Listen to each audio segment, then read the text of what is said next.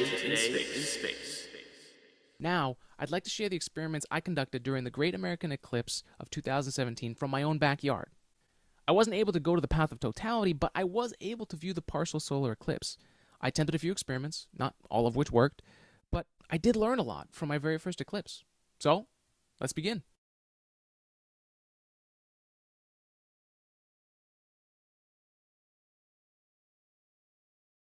Hello, everybody. Welcome to Today in Space. This is a crazy day. I just took a few looks with my solar glasses, and it's knowing what's happening. It's just like, oh my God, this is actually happening right now. And to actually see it is just so cool. So we've got all our stuff. We've got our experiments set up. I'm actually using a selfie stick for the first time, but this is how we get it done and make it look good. So over here, we're doing the test with the shade, so we can actually test what the shade is like throughout this eclipse phase. So we can actually see how it's changing and all that stuff. So it's already started, but maximum's at 246. I think it's 150 right now. So I'm just sitting here working on this stuff, getting things ready, acclimating to the warm weather. It is a hot day, but I gotta wear my gear. I gotta support. And this is just an amazing friggin' day, and I'm very excited to have you guys joining me so we can actually enjoy this. So I'm gonna also record the sounds of the wildlife in the area, which you can actually hear.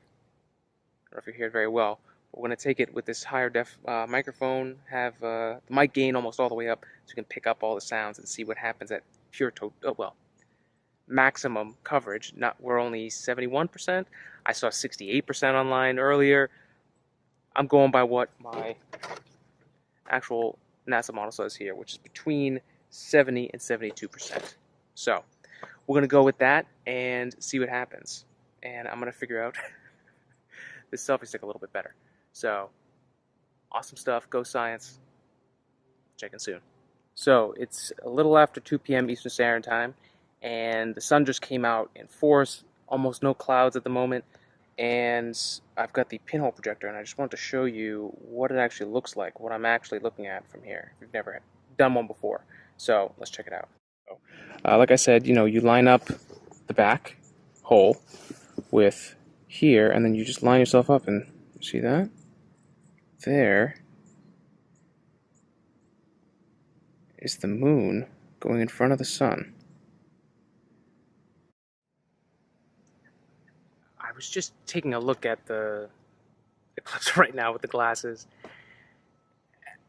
I mean, I'm speechless because of because of the gravity of what's happening. It's it's really insane, and I can't even imagine what it was like back in the day when some dude was like, "Hey, guess what? The moon is gonna come in front of the sun," and like talk all this crazy shit, and you're just a peasant sitting there like, "Okay, dude."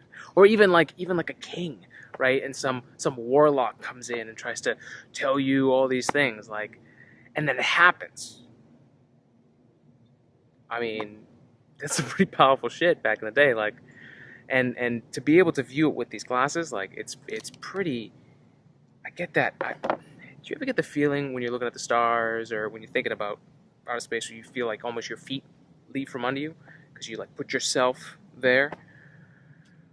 Whew. Man, that's every time I look at the eclipse, that's exactly how I feel, and it's just insane. So I'm gonna take a few more looks here and freak myself out a little bit more.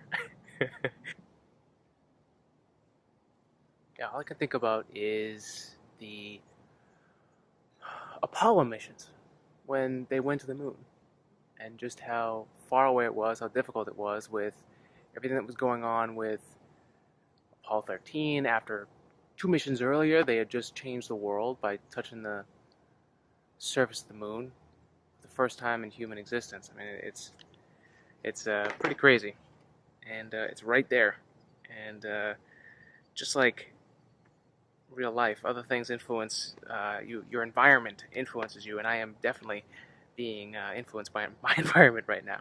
So this is pretty crazy. So it is around 2:20-ish, Let's take a look. It's this little sliver now. It's kind of crazy. Try and get it back. The clouds are not helping. In typical New England fashion, it is it is not perfect condition, but we're getting something. Oh, there's a better view. Yeah, it's perfect. Look at that. Just when I needed it.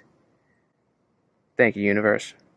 So yeah, pretty insane with just a really simple project that costs you almost nothing can help you do. Go science.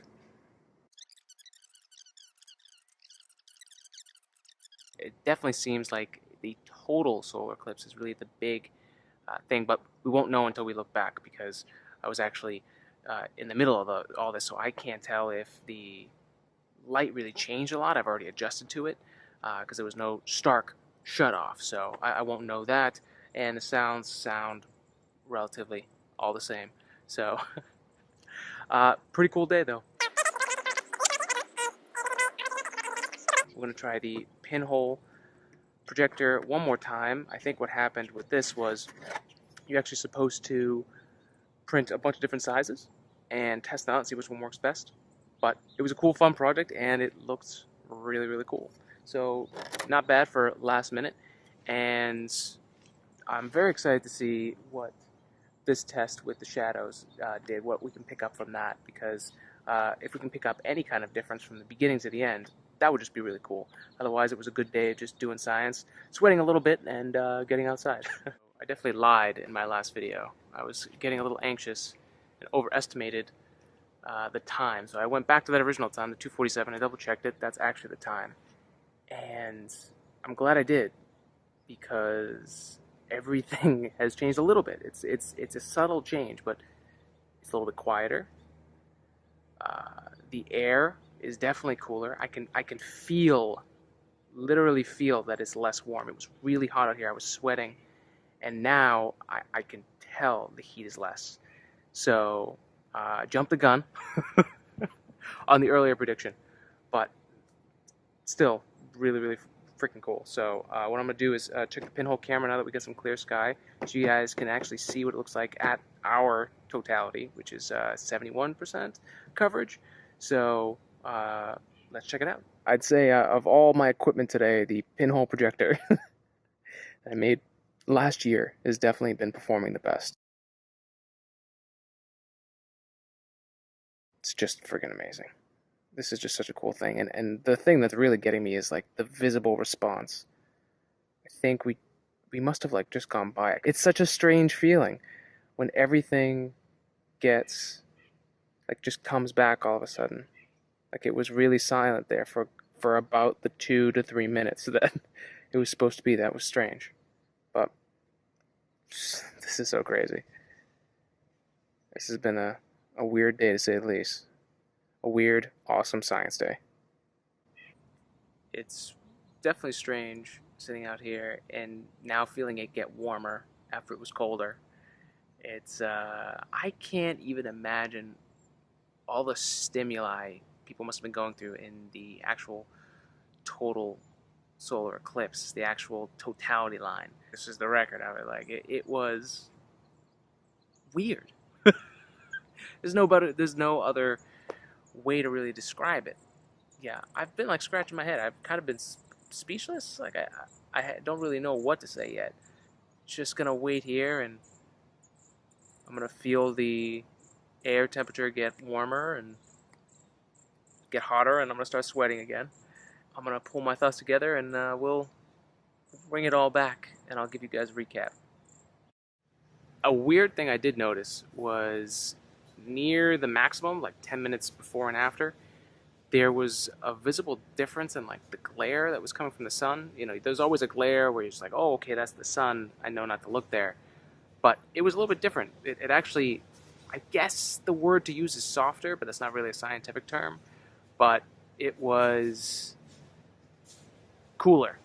So I'm not saying it made me want to look at the sun a little bit more, but it was definitely interesting. Our pinhole projector fun. So let's check this out. This is a little after the maximum for the eclipse here.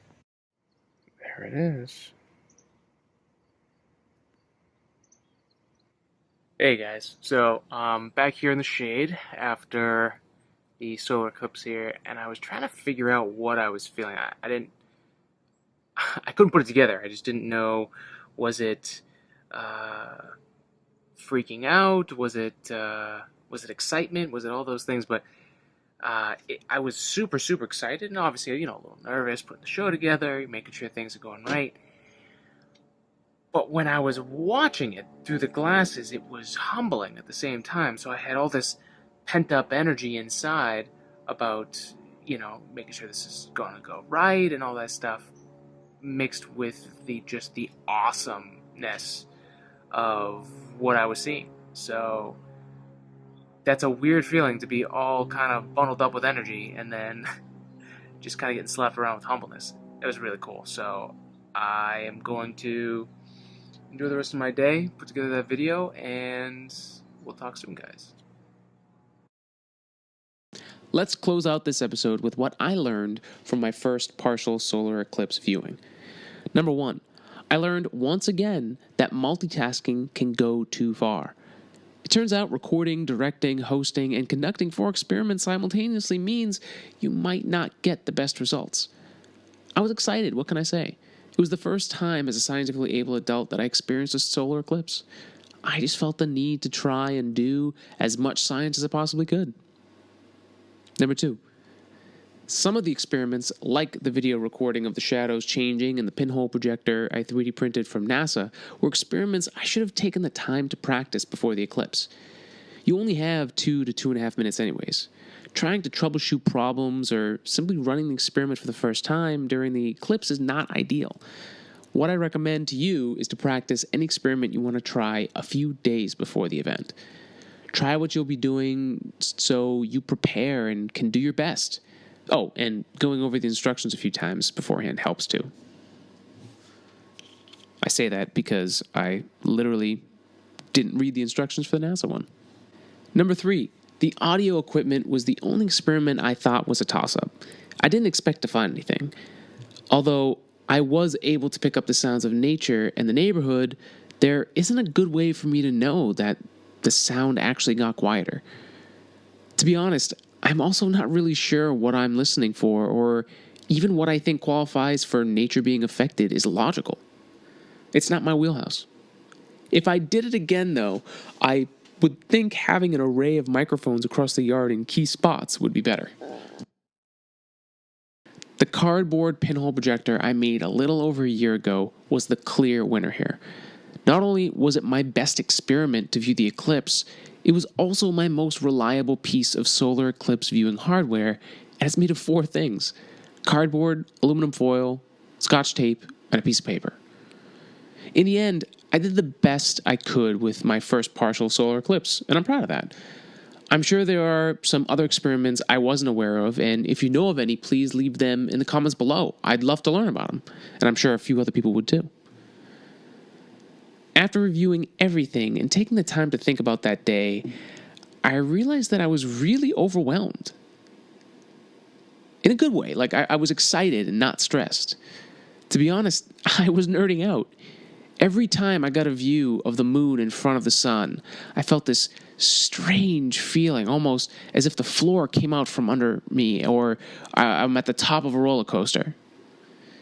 Seeing the moon clearly obstructing the sun made it incredibly easy to gain perspective of our solar system and just how small I and every one of us are in the big picture. As if standing on the earth and feeling gravity was nothing compared to the gravity of the situation of just being in the solar system. I'm not talking about the universe. I'm talking about our little sandbox of a solar system inside the cosmic backyard called the Milky Way galaxy.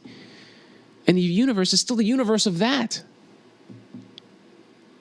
It was strange to do science and have this deeply emotional connection to the event. That is weird when you're doing science. You always want to be like, oh man, this is science, this is awesome, but you usually only get that when you get results. What I'm trying to say is that science nerd emotions are strong with this one. I cannot wait to travel and see the total solar eclipse next in 2020. But it wasn't just me. It was a strangely emotional day for a lot of scientists that went to the path of totality.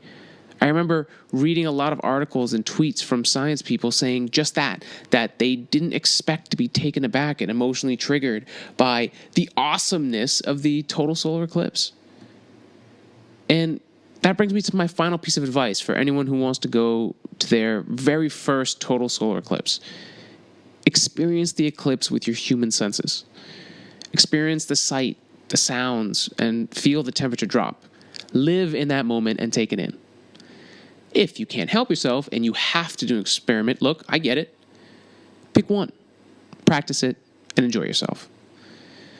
For this episode, I want to do something special, so make sure to check out the end of this episode for the credits and see all of the pictures from some of the amazing people I know that went to the path of totality in the 2017 Great American Eclipse. What they all managed to capture from that day is simply amazing. Some had telescopes, some were camped out in national parks along with the path, but all of them did a fantastic job, and I'm really excited for you to see them. And that does it for this episode of Today in Space. Thank you for joining me. I really do appreciate you taking the time. If you're interested in what else we do here at Today in Space, you can head over to our website at www.todayinspace.net. Find us on YouTube on our page Today in Space, or listen to us on iTunes or your favorite podcast player. I am Alex Giorfano, science communicator, and until next time, spread love and spread science.